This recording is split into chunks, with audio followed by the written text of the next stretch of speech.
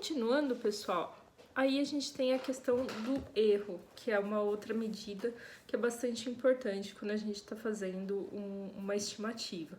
Bom, o erro é, vamos falar assim, a presença de um componente aleatório e ele precisa ser avaliado.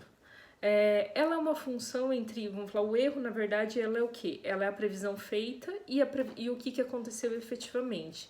A diferença entre esses dois, ele é o erro, vamos falar assim, ele é o erro sistemático. Por que é importante a gente fazer as medições de erro? Primeiro, os gestores eles utilizam a análise de erro para determinar se o método de previsão que está sendo utilizado ele está prevendo com precisão ou não o componente sistemático da demanda. Então, assim, se essa demanda está sendo efetivamente prevista e está adequado o método. E dois, a questão do plano de contingência. Ela precisa considerar um erro de previsão.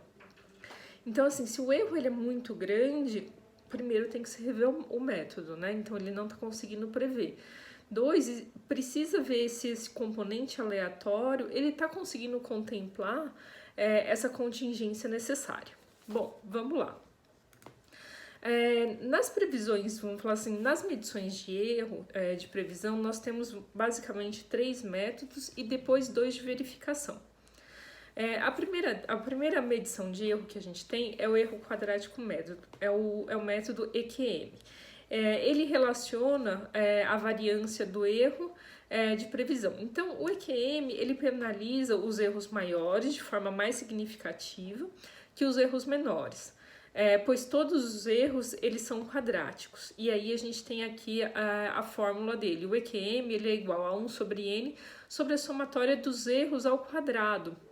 Então, é você estimar erro a erro do que está acontecendo da previsão versus o da real demanda e elevar, vamos falar assim, e ter esse número e elevar ao quadrado. Então, quando a gente eleva um número, vamos falar, um erro maior, ele, vamos falar assim, está sendo levado muito mais em consideração do que os erros menores.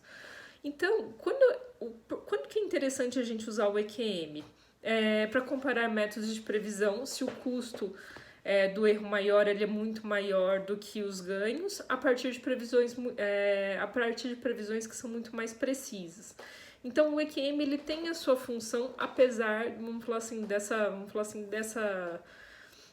dessa consideração que é importante de ser feita. Erros maiores eles, vamos falar assim, são exponencialmente mais expostos por esse tipo de método.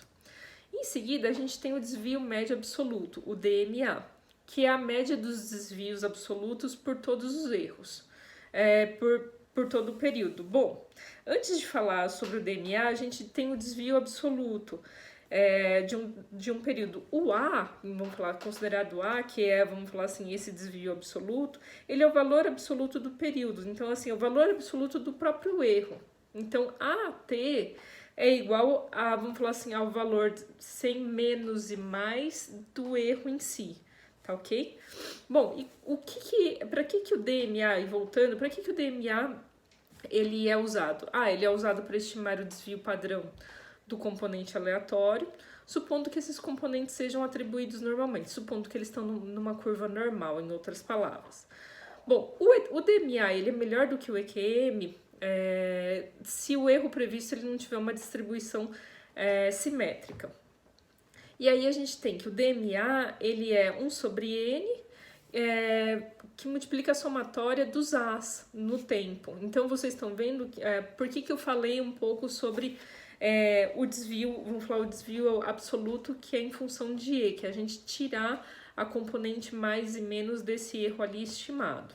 Por quê? Porque a gente está usando, vamos falar assim, é um valor absoluto e é o desvio médio dele. No terceiro, a gente tem o erro percentual absoluto médio, que é o EP, o EPAM, vamos dizer assim, ou o EPAM.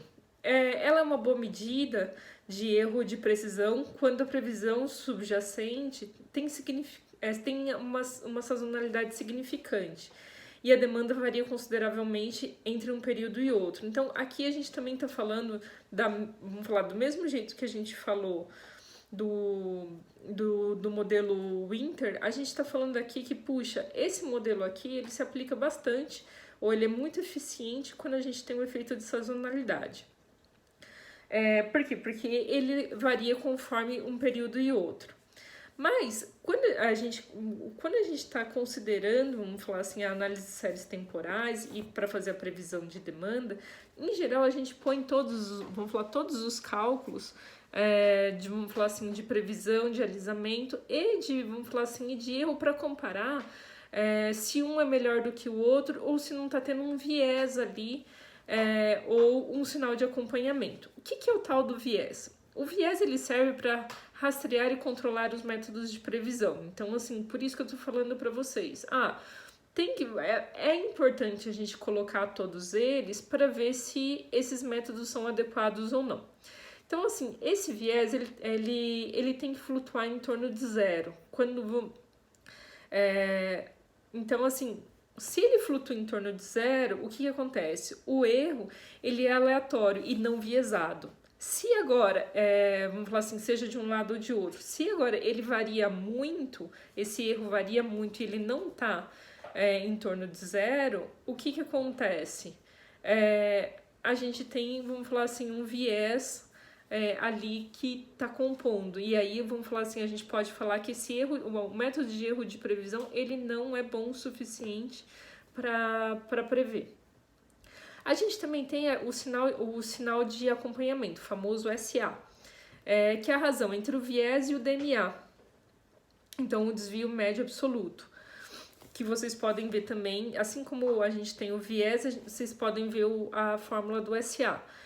O que significa o SA? Se ele tiver em qualquer período, então assim, se ele for previsto maior ou menor do que 6, isso significa que a previsão ela está viesada. Então, se o SA for menor do que 6, do que menos 6, está tendo uma previsão, vamos falar assim, menor. Se ele for maior do que mais 6, a gente está prevendo a mais. Então, eles são muito importantes para balizar a questão, vamos falar assim, se os métodos de previsão e os métodos de cálculo de erro estão sendo feitos da maneira correta. Bom, a partir disso, dessas breves explicações que eu dei para vocês e apresentei as fórmulas, aqui essa aula ela é um complemento da parte 1, mas a gente tem, vamos falar assim,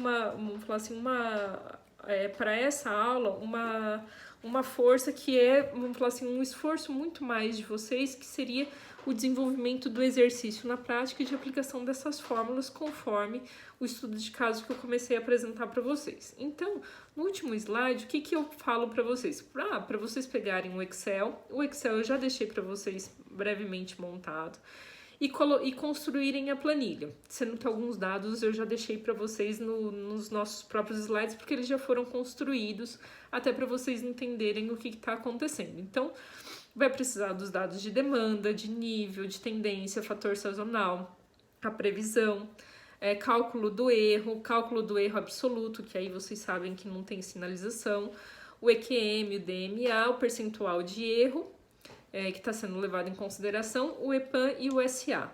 E aí, eu quero saber qual que é a melhor forma de previsão adaptativa, vamos falar assim, considerando todas essas variáveis que a gente expôs. E queria discutir isso com vocês, ou pelo chat, ou a gente tentar se reunir numa aula online, seja essa semana, seja a semana que vem, no nosso horário de aula.